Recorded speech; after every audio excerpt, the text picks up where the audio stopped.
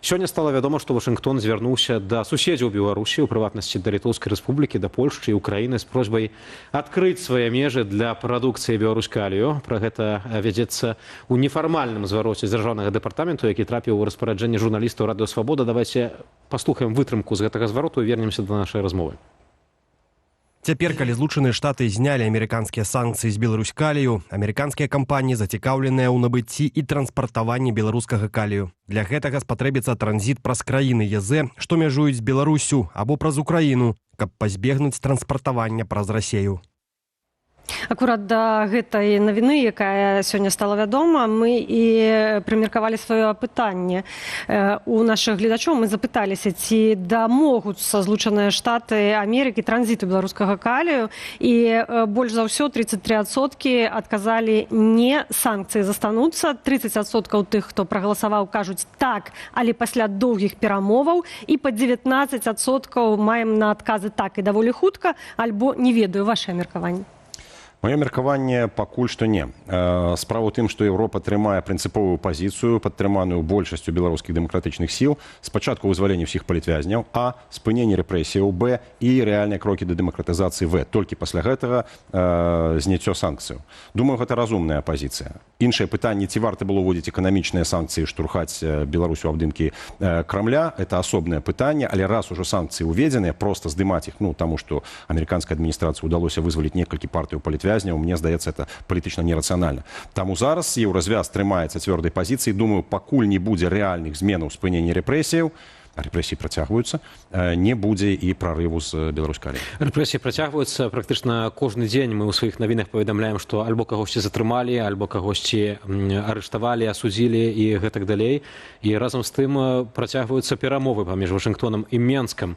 На вашу думку, калі вось гэтыя перамовы ідуць, то можа там, не ведаю, нейкія пытанні не ўздымаюцца да канца? Чаму Лукашенко так себе паводзіць? Яму працягваюць руку, а ён нібыта б'е па гэтай руцэ. Ён спрабуе ўбіць клін паміж Еўропай і Амерыкай. У гэтым пытанні ён разумее, што ёсць рознагалоссі, это заўсёды была ягоная тактыка.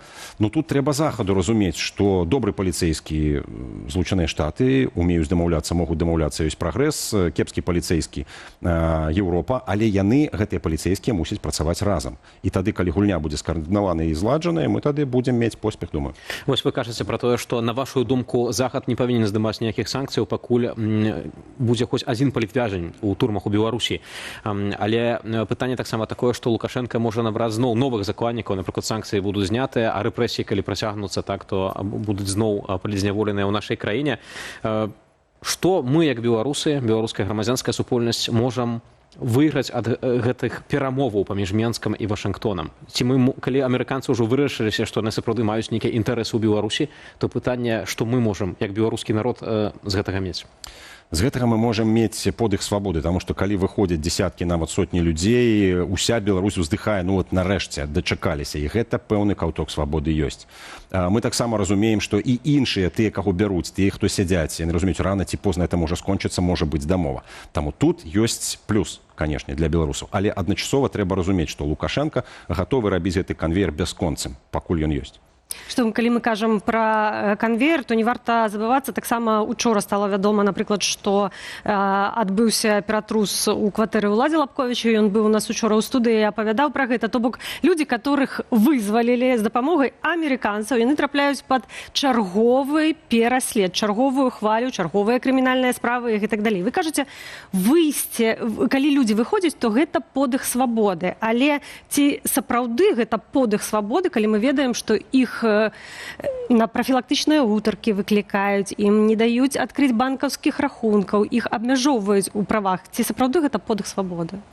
Так ці інакш, чалавек, які выходзіць з турмы, ён усё-такі вось гэтую палёгку атрымлівае. Гэта ўжо плюс. Умовы вызвалення проста дзікія, драконаўскія, это зразумела. Але все-таки маленькі крок наперад ёсць. І беларусам трэба вучыцца цаніць тое, што мы атрымалі, і старацца укладвацца, усяляк укладвацца, улягаць у тое, каб падтрымліваць палітвязняў, падтрымліваць вось гэтую тэму, падтрымліваць салідарнасць, якая існуе. Нам трэба разумець, што вызваленыя з турмаў палітвязні — это просто наш будучы спецназ. Людзі, якія прайшлі турмы, маюць такую псіхалагічную загартоўку, якую, там просто даюць у спецыяльных трэніровачных лагерах. Это те, кто готовы змагаться за Беларусь в самых жорсткіх умовах. І таму, я думаю, у нас ёсць не толькі там людзі са зламанай псіхікай альбо людзі, якіх проста падавілі, там зламалі. У нас ёсць падрыхтаваныя байцы, і трэба бачыць у гэтым таксама магчымасць. На вашу думку, вось калі паглядзець сітуацыю з правамі чалавека ў Беларусі, мы бачым, што рэпрэсіі працягваюцца і гэта ўсё страшэнна. Калі казаць пра бяспеку Беларусі як краіны, пытанне незалежнасці, мы бачым, што нягледзячы на перамовы паміж Вашынгтонам і Менскам, ёсць расійскія манеўры на тэрыторыі Беларусі. Вось нядаўна было выпрабаванне пуску ядравых ракет, ядравых снарадаў з тэрыторыі Беларусі. Не выглядае, прынамсі, так павярхоўна, не выглядае для назіральніка, што Беларусь адрываецца неяк ад Масквы. На вашу думку, ці амерыканская адміністрацыя здольная тут нешта яшчэ зрабіць для нашай незалежнасці? Амерыканская адміністрацыя разумее каштоўнасць Беларусі, беларускага балкона ў ваенна-палітычным плане, ў геапалітыцы. Мы зараз у фокусе сусветнай бяспекі, это зразумела. І тут, я думаю, амерыканцы будуць дзейнічаць вынаходліва. Яны гэта умеюць. Прыклад таму, напрыклад, фестываль надзеі, калі дамовы, перамовы прывялі да яшчэ аднаго такого цуду, здавалася б, такого ніколі не было, шматтысячны фэст. Прыязджае амерыканскі прапаведнік. З 90-х гадоў не прыпамінаем такіх пратэстанцкіх евангельскіх зборак вялікіх. Для беларускіх пратэстантаў это яшчэ адзін подых свабоды. Амерыканцы здолелі дамагчыся. Пры ўсіх умовах і пры ўсіх словах Франкліна Грэма, якія былі сустрэтыя з абурэннем, гэта быў рэальна цуд для беларускіх хрысціян. Вось наконт Франкліна Грэма у нас ёсць таксама ягонае выказванне для тэлеканалу Newsmax, амерыканскі тэлеканал. Там Франклін Грэм заявіў, што менавіта царква, на ягоную думку, здольная наладзіць дыялог і пабудаваць масты паміж Вашынгтонам, Менскам і нават Масквою. Рэлігійны дзеяч распавёў пра гэта ў інтэрв'ю журналістцы амерыканскага каналу Newsmax Ван Састерен. Дарэчы, прыватна гэта жонка спецпасланніка ў Беларусі Джона Коула. Давайте паслухаем гэты фрагмент.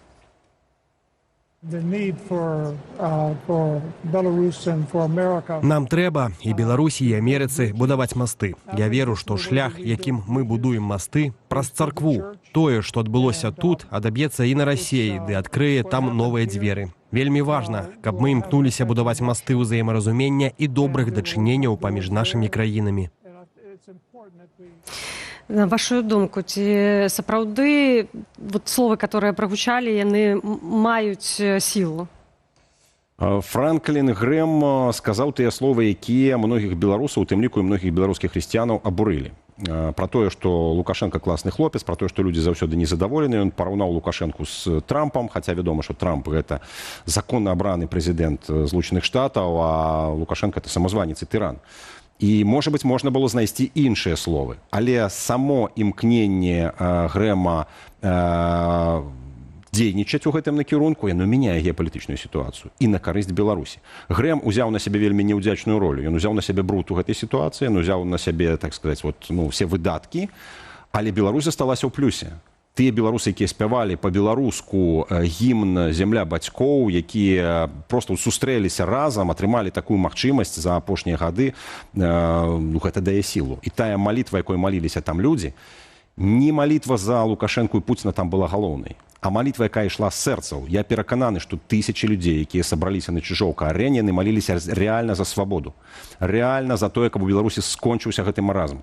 І я думаю, што гэтая малітва і была пачутая Богам, а не афіцыйныя, дзяжурныя, цырыманіяльныя словы, пра якія дамовіўся Франклін Грэм. Спадар Павел, вы кажаце, акурат паўтараючы фактычна словы Дмітра Гурневіча з Радыё Свабода, так, ён таксама адрэагаваў на сітуацыю, калі беларусаў шмат каго абурыла менавіта гэтая малітва. Ён кажа, што гэта не падзяка ўладзе за яе мудрасць, эфектыўнасць і дабрыню. Вернікі моляцца і за ўладу, каб яна не учыняла дзікунстваў. Але на ваш погляд, чаму менавіта гэтыя словы, гэтая малітва настолькі рэзанулі ў грамадстве? Рэзанулі, таму што людзі чакаюць праўды і справядлівасці. А гэта сфера Божая, это тое, што дае народу і тое, што дае чалавеку Бог. І калі прадстаўнік царквы на такім высокім узроўні кажа тое, да чаго ёсць пытанні, што не адпавядае, што абурае, людзі проста закранулі святое. І от тут вот беларусы, вот этот крик з сэрца беларусаў, за мяжой ён вырваўся ў выглядзе абурэння, а в самой Беларусі ён выдыхнуў у малітве на фестывалі «Надзея». І гэта моцная сіла. Яна мяняе малітва і вось такія гіганцкія сустрэчы вернікаў, яны мяняюць гісторыю. Узгадаем 80-е ці 90-е гады, там таксама праходзілі мега малітвы. Ніхто не думаў, што Савецкі Саюз там разваліцца літаральна там, за некалькі дзён. Гэта здарылася. Цуд Божий. Я веру ў тое, што ў Беларусі гэта таксама магчыма. А тут уплывы які бачыце? Што далей можа змяніцца менавіта дзякуючы вось у прыватнасці гэтаму фестывалю «Надзеі»? Я думаю, што многія людзі, якія прысутнічалі на фестывалі «Надзея», адчулі, што такое Беларусь. Многія пратэстанты, якія маліліся па-расейску ў сваіх вёсачках. Ну, пратэстанты — это шмат у чым Палессе. Там альшаны, напрыклад, тыя ж самыя. То есть яны жылі ў сваім маленькім мірку, ў сваім пузыры, можна сказаць, інфармацыйным. І тут яны адчуваюць, што яны — гэта народ, яны — гэта краіна. Гэта разнявольвае чалавека вельмі моцна. А ў самім чалавеку энергіі столькі, што там можна і взарваць цэлы кантынент і зрабіць з яго квітнеючы сад. Як яе прымяніць? Вот гэта працуе. Перашлед датычыць прадстаўнікоў розных сфераў унутры краіны, у тым ліку вернікаў асабліва. Гэта гаворка ідзе не толькі пра пратэстантаў, пра праваслаўных, пра каталікоў, а пасля 20-го года гэта накрыла проста ўсё грамадства, вось гэтая хваля рэпрэсіяў. А на вашу думку, ці вось такія, не ведаю, вось сустрэчы з Лукашэнкам, рукапацісканні, малітвы за яго, гэта тое, што можа спрыяць свабодзе веравызнання ўнутры краіны? Можа быць нейкая кароткатэрміновая дамова адносна пратэстанцкіх цэркваў. Раней лічылася это амерыканская царква, і яе проста піналі, білі, калі Амерыка, напрыклад, штосьці казала пра Лукашэнку кепскае. Вот пачала казаць добрае, Трамп пачаў Лукашэнку дзякаваць, ну што ж, вот прачыняюцца дзверы. Гэту сітуацыю трэба выкарыстоўваць. Яшчэ раз паўтаруся, бруд бярэ на сябе заезджы прапаведнік. Франклін Грэм взяў на сябе. Свядома ці несвядома атрымалася так, што ён взяў і з'ехаў, а пратэстанты засталіся. І эфект ад фестывалю «Надзею» застаўся. Франклін Грэм таксама ў інтэрв'ю казаў пра тое, што ён хацеў бы, ці што такая сітуацыя магчымая, што з Лукашэнкам сустранецца асабіста прэзідэнт ЗША Дональд Трамп. Зрэшты, і Дональд Трамп некалі пісаў пра гэта. А ці гэта карысная была б сітуацыя для беларускага народу? Цяжка сказаць, гэта была б легітымізацыя Лукашэнкі адназначна, і гэта было б, магчыма, такой пэўнай псіхалагічнай паразай, расчараваннем для мільёнаў людзей, якія чакаюць змены і чакаюць яе ад захаду, чакаюць дапамогі ад захаду. Адначасова гэта такі рэзкі геапалітычны рух, на які майстар Трамп. Вось што, а проста разгойдваць сітуацыю ў свеце ён умее. І гэта сітуацыя можа разгадаць і той самы саюз Беларусі з Расіяй, могуць быць нечаканыя рухі. Але Лукашенко больш за 30 гадоў інтэгруецца з Расіяй. Падаецца, як яго адарваць? Ён сіямскі блізнюк ужо. Можа быць, але насамрэч і амерыканцы ведаюць кошт пытання ў Беларусі і, магчыма, спрабуюць вывесці з раўнавагі гэтую сістэму. А Лукашенко навастрыі. Лукашенко в тым стане, калі любы рэзкі рух можа проста зруйнаваць як картачны домік тую сістэму, якую ён доўгі час выбудоўваў. Я думаю, што амерыканцы гэта разумеюць. Таму тут 50 на 50. Ёсць, канешне, адмоўныя рэзкія бакі, але магчымы і нечаканы эфект. Але калі мы кажам пра легітымізацыю пры такой сустрэчы Трампа і Лукашэнкі, ці гэта, на вашу думку, справакуе нейкія большыя змены ў Беларусі? Яно можа быць зрушэннем да пэўных зменаў, але не трэба забывацца, што ёсць цвёрдая пазіцыя Еўропы. Для Еўропы Лукашенко не будзе легітымны, пакуль пры ўладзе сённяшнія ўрады. І для беларускага народа самае галоўнае, Лукашенко не будзе легітымны, нават калі Еўропа яго прызнае. Мы цудоўна разумеем, якім чынам трымаўся Лукашенко пры ўладзе. Все беларусы, большасць беларусаў ведаюць праўду пра выбар. Хтосьці, не гледзячы на гэта, спрабуе там Лукашенку апраўдваць альбо падтрымліваць, але ўрэшце рэшт абсалютная большасць разумее, што пры першай жа магчымасці ягоны рэжым рассыпецца, рухне, ён будзе змецен. Мы таксама сёння яшчэ ўзгадвалі акурат расійска-беларускія вучэнні па прымяненні ядравай зброі. Вітаўт ужо казаў пра гэтую тэму. І вось тут мы бачым уцягванне Расіі, Беларусі ў канфрантацыю з Захадам. З іншага боку мы чуем паведамленні ад Украіны, што магчыма чарговы наступ Расіі з тэрыторыі Беларусі. У гэты ж момант Лукашенко кажа: я гатовы сустрэцца з Зеленскім. Як вы бачыце супастаўленне ўсіх гэтых падзеяў? Прычына гэтаму тое, што Украіна дамаглася пералому ў вайне. Кажу адразу, за апошнія тыдні тое, што мы бачым, гэтага не адбывалася. Украіна пачала вырабляць значна больш, чым Расія, дронаў, значна больш паспяхова іх запускаць. Мы бачым карцінкі, як палаюць расійскія НПЗ. Мы бачым, што украінскія дроны прарвалі ПВО, супрацьпаветраную абарону Падмаскоўя, і бах, вот уже Москва под ударом. Мы бачым, у рэшце-рэшт, там капітальны тролінг прэзідэнта Зеленскага і дазвол на парад у Москве. То есть і псіхалагічна, і ў военным плане. Вызваленне тэрыторыі ўпершыню перавысіла вызваленыя Украінай тэрыторыі ўпершыню там за месяц перавысілі тое, што захапіла Расія. Гэта і ёсць пералом. Вось так ён і выглядае. І Украіна пачынае пачувацца больш упэўнена. Лукашенко это адчувае. Ён адразу зразумеў, што тут пахне смажаным. Мяч на чыім баку бачыць. Так, Пуцін разумее, што пахне смажаным, ён пачынае размахваць ядзернай зброі, таму што іншага адказу няма. Конвенцыйная зброя і ціск, які быў, ён уже не дае плёну, Расія ўжо пачынае адкатвацца. І вось у гэты самы момант магчымыя розныя рухі і магчымыя такія нечаканыя рэчы. В акно магчымасцяў для беларусаў мы павінны быць гатовымі. Але калі Лукашенко і ягоны рэжым так моцна залежны ад Москвы, і Москва, прынамсі, такую выснову можна зрабіць інфармацыйна, так выглядае, што яна слабее цяпер ва ўмовах гэтай вайны з Украінай, то ці не слабее з гэтым таксама і рэжым Лукашенка, ці не знаходіцца ён у больш уразлівай пазіцыі, і можа ў гэтай сітуацыі наадварот і ЗША, і Еўрапейскаму звязу варта мацней ціснуць на Менск і дамагацца значна большых саступак? Абсолютно ясно, что Лукашенко слабее разом з Расіяй. Як толькі у Расіі будуць капітальныя праблемы, Беларусь мае рэальны шанец вырвацца. І таму абсолютно згодны, Европа павінна стаяць цвёрда, узмацняць ціск. Ну, я думаю, што дасягнуць першых трох умоваў, вызвалення палітвязняў, спынення рэпрэсіяў і першыя крокі па дэмакратызацыі можна і рэальна ў такой сітуацыі. Бліжэйшыя некалькі месяцаў, ну, Европа, я думаю, павінна вельмі актыўна папрацаваць на... Але разам з тым, раней, калі Захад працягваў руку Лукашенко, то ён у выніку адмятаў гэтай прапановы. Ён заўсёды хапаўся за сваю асабістую ўладу. Ён ведаў, што дэмакратызацыя пагражае ягонаму рэжыму, і якія б не былі, скажем так, спакусы, грашовыя, ці нейкія іншыя захаду, ён іх не прымаў. Чаму павінна быць інакш цяпер? Ён прадаваў іх Маскве. Больш за тое, то бок ён, паколькі Масква пачувалася больш ці менш упэўнена, Лукашенко все, што ён згандляваў на захадзе, у рэшце-рэшт рана ці позна прадаваў Маскве. Ён ментальна маскоўскі чалавек. Але ў той момант, калі пачынае хістацца трон пад Пуціным, калі імперія вось ужо на парозе паразы, вот тут у Лукашэнкі пачынаюцца развагі. Можа быць, выкруціцца і тут. І вось ён шукае руку Трампа, ён гаворыць, я магу кантраляваць сітуацыю. Он бачыць, што Венесуэле пакінулі пры ўладзе тых людзей, якія былі з Мадурам. Можа быць... Але не самога Мадуру. Не самога Мадуру, но тут Лукашенко можа сказаць, нема пераемніка, вот давайте я, са мной размаўляйце. Ён адчайна гэта робіць, ён у гэтым сэнсе акрабат, канешне, робіць там трукі і фокусы, які мы назіраем апошнія десяткі гадоў літаральна, але вот тут можа надысці момант, калі загнаны ў кут, калі проста вось прыпёрлі да сценкі. Можа быць.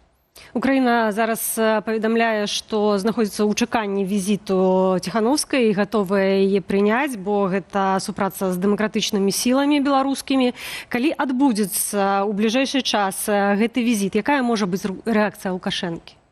Рэакцыя Лукашэнкі, канешне, будзе рэзкая, это будзе смяротная крыўда, але я не думаю, што яна будзе мець вайсковае вымярэнне, вайсковы чыннік. Я думаю, это будзе псіхалагічная, можа быць, там спроба неяк там абразіць персанальна Зеленскага, ну, у стылі Лукашэнкі. Але ўрэшце рэшт крыць няма чым. Крыць няма чым. Хіба што ўдзельнічаць у вайсковай аперацыі Расіі супраць Украіны, але это можа лёгка стаць канцом самога Лукашэнкі. Калі цягне Беларусь у паўнафарматную вайну супраць Украіны. Таму я думаю, што тут мы проста будзем бачыць сціснутыя зубы, скрогат гэтых зубоў Лукашэнкі, але ўрэшце рэшт вымушаны будзе прымірыцца з тым, што рэальнасць іншая. Зеленскі цяпер мацней, Украіна цяпер мацней. І дэмакратычныя сілы маюць сваю ролю. Наконт дэмакратычных сілаў і ўвогуле актыўнасці беларусаў мы бачым, што актыўная і адкрытая яна можа праяўляцца цяпер толькі ў дыяспары. Такая рэчаіснасць у нашай краіне, бо там галаву падняць публічна практычна немагчыма, калі кажам пра палітычнае вымярэнне. Нядаўна прайшлі вось выбары ў Каардынацыйную раду. Ну, у іх узяло ўдзел трошкі больш за 2100 чалавек. На вашу думку, ці ёсць увогуле тады сэнс у такім органе? Сэнс у гэтым органе ёсць, хаця б таму, што Лукашенко маніякальна імкнецца яго разбурыць. Вот эти DOS-атакі, правакацыі, это все, канешне, дзеля таго, што Лукашенко не выносіць самой ідэі. Калі беларусы галасуюць, калі беларусы думаюць нават пра нейкі протапарламент, это для яго востры нож. Але адначасова, канешне, пытанне, чаму беларусы расчароўваюцца, патрэбная кардынальная рэформа вось гэтага органу. Але для мяне, напрыклад, это быў класны такі сацыялагічны зрэз, это было пэўнае сацыялагічнае пытанне, таму што мы ўбачылі, Латушка класна працуе з Беларусю, яго людзі падтрымліваюць. Вот ёсць відэа, якія ідуць на беларускую аўдыторыю, на тых людзей, якія могуць прагаласаваць і могуць там забяспечыць нейкія галасы. І тут як бы не толькі вынік, але і пытанні. Воля, рух воля. Трэцяе месца – это хлопцы, якія кажуць пра тое, што беларусам патрэбнае беларускае вызвольнае войска. Это новае выданне той ідэі, якая в свой час спрабавала выявіцца праз полк Каліноўскага, праз Харугвы, паспалітае рушанне. І яна зараз вельмі актуальная, таму што Беларусь на гэтым геапалітычным зломе. Таму што мы якраз у фокусе. Тое, пра што кажуць гэтыя хлопцы, пра што кажа рух воля, это вельмі запатрабаваная ідэя. Разам з тым, гэта ідэя, якой баяцца заходнія дзяржавы і не хочуць гэтага дапусціць. Яны баяцца, але нам трэба выкарыстоўваць усе магчымасці, пэўныя магчымасці тут ёсць для того, каб даць зразумець. Тут беларусы іх саюзнікі. І тут мы за нашу і вашу свабоду разам. Я думаю, это таксама задача і палітыкаў. Наша задача пераконваць еўрапейцаў не баяцца того, каб беларусы мелі в тым ліку і свой складнік бяспекі, свой складнік абароны. Ну, вось пра гэта таксама пісаў Мікола Статкевіч у сваім тэлеграм-канале, прадказваючы такія, нават можна сказаць, апакаліптычныя, песімістычныя сцэнары, імаверныя для будучыні ўвогуле нашага рэгіёну. Спадар Павел, як вы бачыце сваю ролю як палітыка вось цяпер? Бо вы не бралі ўдзел, напрыклад, вось у гэтых выбарах як кандыдат у Коордынацыйную раду. Якая ваша роля цяпер? Думаю, што моя роля і роля беларускай хрысціянскай дэмакраты, якую мы спрабуем зараз аднавіць, адрадзіць, гэта роля яднання, это роля склейвання дэмакратычных сілаў, таму што пытанне стаіць рубам. Альбо мы будзем разам, альбо нас не будзе. Калі мы не будзем разам, голас Беларусі не будзе чуваць. У вырашальны момант мы можам проста страціць все шансы. Вы кажаце, будзем разам. Агулам, як вы бачыце палітычную дзейнасць, апазіцыйную дзейнасць сілаў, якія знаходзяцца ў замежжы? Што далей? Што далей, я бачу шляхі да дамовы, калі кожны з моцных удзельнікаў дэмакратычных сілаў выконвае сваю ролю, як у камандзе што дзе калі. То бок мы можам проста казаць пра розны функцыянал Пазняка, Ціханаўскай, Латушкі. Але кожны з удзельнікаў, вы пералічыце па асобах, хто, на вашу думку, што можа на сёння? Зенон Пазняк, ён выпрацоўвае стратэгію, ён вельмі катэгарычны, ён можа цудоўна рабіць хвосткія заявы, што тычыць нашых ворагаў, гэта расійская імперія, это рэжым Лукашэнкі. Святлана Ціханаўская можа цудоўна весці дыпламатычную працу, это проста найтанчэйшая праца і проста віртуозная робіць каманда Ціханаўскай. Павел Латушка можа рыхтаваць будучыя рэформы, і я думаю, што ў яго класна атрымаецца даць бачанне беларусам, што нас чакае пасля в якасці будучага прэм'ер-міністра. Таму я думаю, вось гэтая каманда, калі яна сапраўды зразумее, што інакш нельга, мы павінны быць толькі разам, яна здольная будзе стварыць цуды. Ну а мы будзем старацца дапамагаць. Спадар Павел, я ведаю, што вось вы прыехалі з Вільні ў Варшаву, і у вас у польскай сталіцы насычаны графік, вас практычна, хочуць бачыць у розных месцах з інтэрв'ю на інтэрв'ю. У суботу, у нядзелю таксама будуць сустрэчы з беларусамі. Раскажыце, дзе вас можна будзе пабачыць? Заўтра мяне можна будзе пабачыць на мітынгу Ронда Вольныя Беларусі разам з Зеноном Пазняком. 16 гадзінаў будзе прэзентацыя. А 14 гадзіне? А 14 гадзіне, так. Затым о 16 гадзіне на Крынічнай 6 у Беларускім доме можна будзе ўбачыць на прэзентацыі маёй першай пасля турмы кнігі «Беларусь – гэта святое». Ну і ўрэшце затым таксама некалькі сустрэчаў. На канцэрце «Наві Бэнд» о 20 гадзіне планую быць.